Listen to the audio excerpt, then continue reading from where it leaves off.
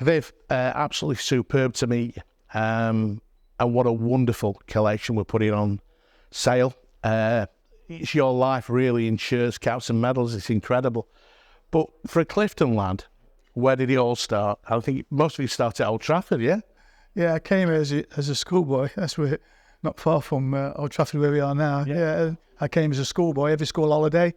I'd come up, and once I came up, I stayed at Jeff Astor's mum and dad's house. Really? He was in the team. Yeah, so it was great for a young skinny lad from Nottingham. So I used to come up every school holiday and watch Best, Law and Charlton train on the next pitch. We'd stop training and watch them train, and you go, that's what proper footballers are about. Yeah, it really is. I mean, when you were that age, obviously you've got scouted down in Nottingham, and Nottingham's got 2 professional clubs. Were Man U quite active in that area then? Well, the story is you being a Sheffield United fan. Indeed. So I was on a beach in Skegness with my mum and dad. Went away playing with a football. Yeah. And a scout from Sheffield United said, "Come have a trial with Sheffield United." I went, "What's a trial? I don't know what a trial is." Yeah. Says, "Oh, you come up for a few days and we look and see how you do with the rest of the lads." So I went to Sheffield United. Really? Yeah. So you didn't know this. So I went to Sheffield United. The old Bramall Lane, when there's half a football pitch and the cricket pitch, and trained there for a few days. And then somebody saw me from Manchester United and said, would you want to come to Manchester United? So I ended up going to Manchester United for a year on and off from 15 to 16, somewhere about 16 to 17, that age group. So you could have been a Blade? Could have been a Blade, quite easily. Been awesome. Obviously, you got released by Manchester. I went back home and you got that mentality where if football's not going to pay the way, I've got to get a job. You went screen printing for a few months. That's my mum and dad. They said, well, you've had this football lot, forget all that. You got to get yourself a job. So I got a job as a silk screen printer, which means, if anybody knows silk screen printing, it means you get the teas and the coffees at lunchtime and get sandwiches from the shop down the road. And I did that for 6 weeks. And then Forest said, come and play for their youth team on a Wednesday. Got the day off on the Wednesday. Said, could you come back the next Wednesday? Went back the next Wednesday. And then after that, they signed me on apprentice forms. And then, so it's Alan Brown, is it, manager then? Good question. I think it might have been, yeah. Yeah. The time you went there, obviously your hometown club, right side of town for Clifton as well, Forest. Yeah. You sort of smashing your way into the first team there in 74. More or less coincides with the arrival of arguably one of the greatest managers ever to manage a game of football, Brian Clough. And your career just sort of under Clough, you went ballistic, didn't it? Didn't start that way. Okay. I remember it today as if it was yesterday. We played Tottenham at home in the FA Cup. We drew. I came off with 10 minutes to go. Sitting in the dressing room, door burst open. Mr. Clough walks in and says, I'm the new Nottingham Forest manager. Wow. Everybody goes, wow. And he said, the squad that's going to travel to Tottenham for the replay is on the board. And I wasn't on the board. So I played on the Saturday and wasn't on the board on the Saturday. He took my mate, who were apprentices together, Tony Woodcock. Yeah. So he took him instead of me. And I'm thinking, well, the writing's on the wall here for me. I'm out the door. But subsequently, a few weeks later, I got back in the team and stayed in the team.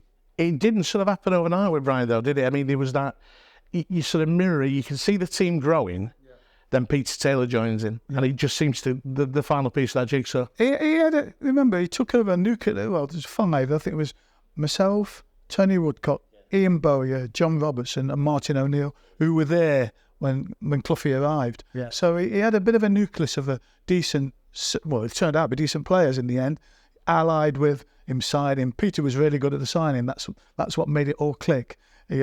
Kenny Burns, and he bought Larry Lloyd, and he bought Pete Shilton, and all these really good players turned out to be really good players for Nottingham Forest. I said earlier you were one of the players that shaped my sort of childhood in football, if you will. And I remember seeing you play for Forest at Bramall Lane as a kid, and you just told me we got beat. So why are you bringing it up for? 2-0, Keith Edwards 2. But you stuck out for various reasons, and I think for me, you were just so rangy and so agile, and fearless in a tackle.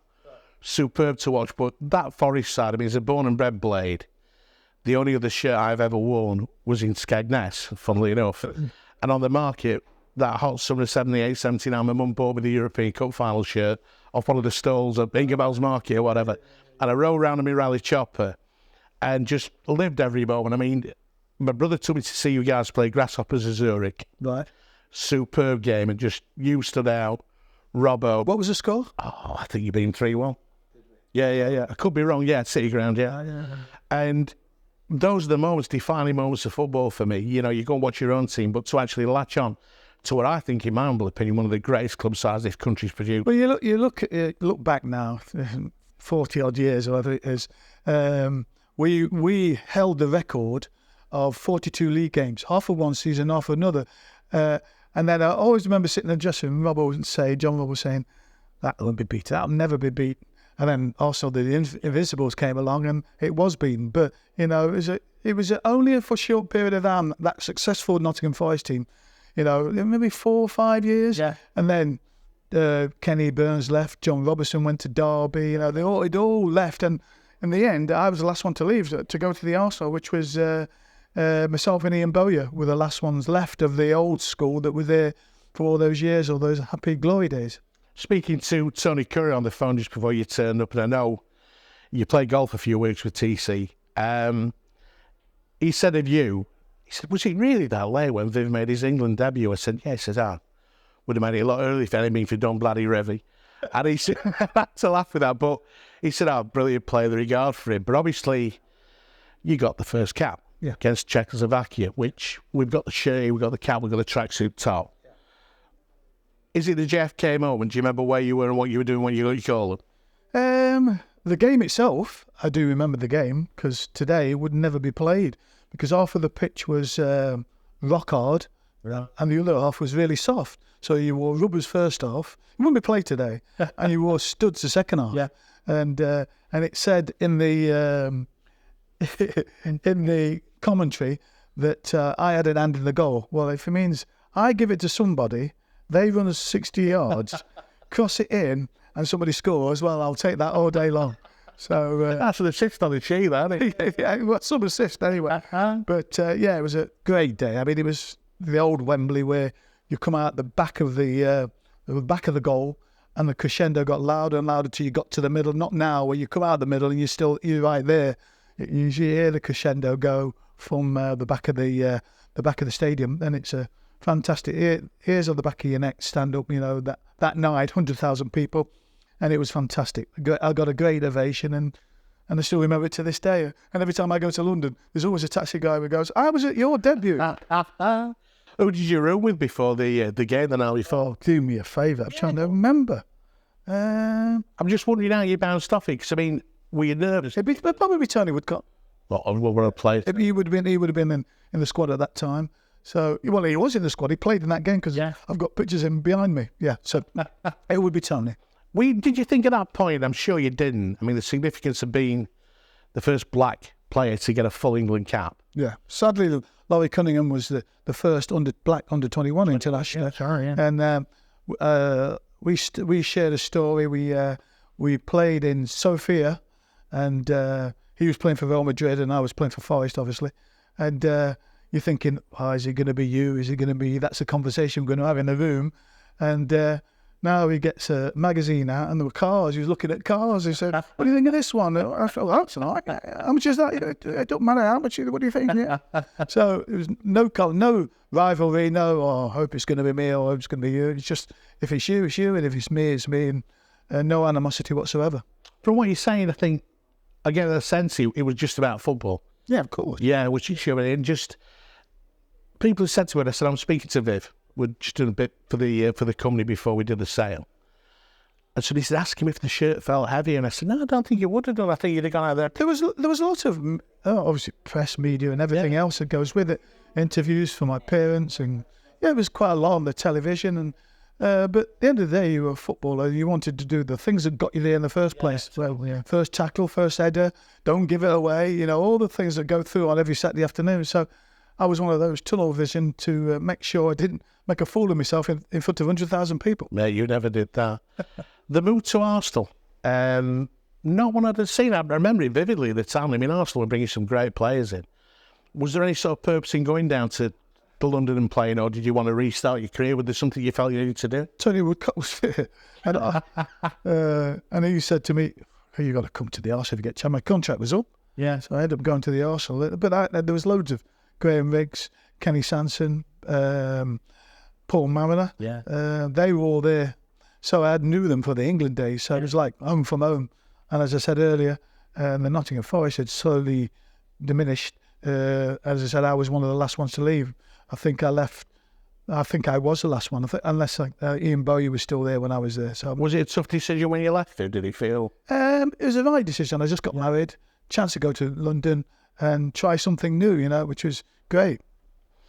So I always think there's these the circles in football. Right. And you got your first shout at Manchester United. Yeah.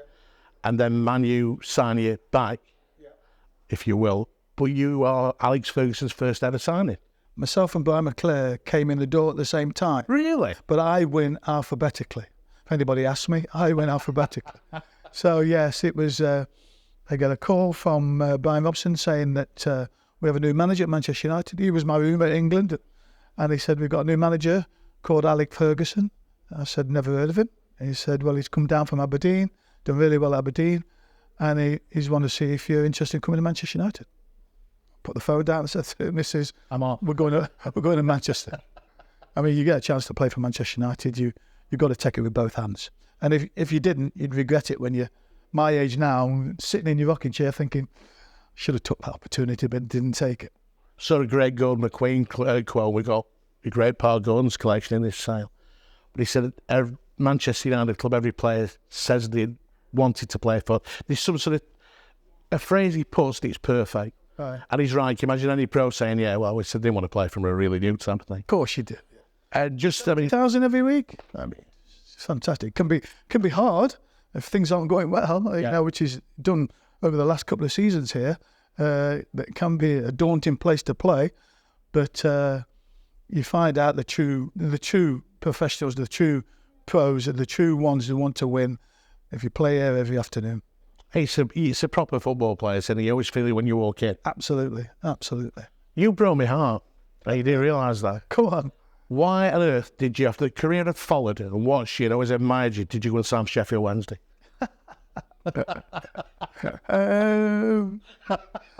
Danny Wilson. Danny, yeah. Because he came to Forest from Wigan all those years ago. But I knew Big Von. Sir Alex, in the end, gave me a free transfer where he could have got money for me. Yeah. And I knew Big Von, and I knew quite a few of the players at Sheffield Wednesday at the time. So it was an easy thing to... I lived in Manchester. It was easy to get over to Sheffield. And it was a chance to prolong my career. I'd come to Manchester United, didn't really live up to expectation, got injured really early on. Yeah.